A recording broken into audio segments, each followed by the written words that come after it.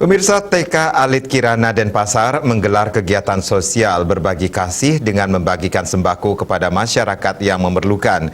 Kegiatan ini bertujuan untuk menumbuhkan karakter positif siswa sejak dini.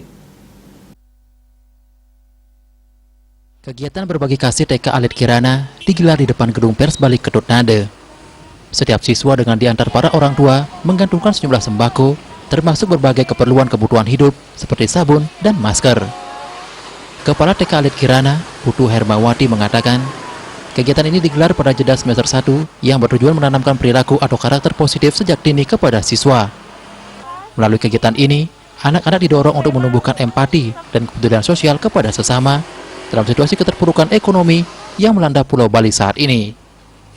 Kedepan anak-anak diharapkan memiliki sikap dan pola pikir yang baik, berbudi pekerti yang luhur dan cerdas yang terus terbawa dalam kehidupan sehari-hari.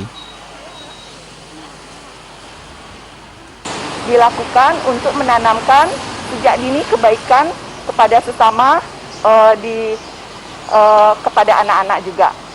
Pada kegiatan ini juga anak-anak dirangsang untuk mampu berempati kepada sesama dalam situasi yang sulit ini. Orang tua siswa menyambut baik digelarnya kegiatan sosial ini. Harapannya ke depan anak-anak memiliki karakter positif, welas asih, dan peduli akan lingkungan. Program dengan kegiatan ini juga saya sangat mendukung sebagai orang tua murid karena ini melatih anak-anak juga untuk berbagi kepada yang lebih membutuhkan.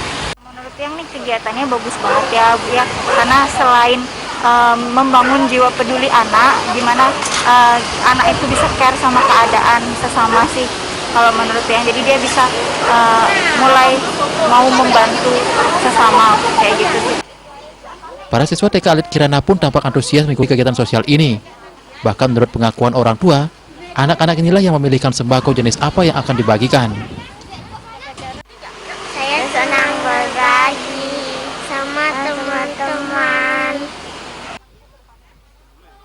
Selain untuk mengembangkan karakter positif siswa, aksi berbagi sembako ini diharapkan bisa membantu masyarakat yang membutuhkan, khususnya mereka yang terdampak COVID-19, dalam memenuhi kebutuhan makan sehari-hari. Riase, Bali TV.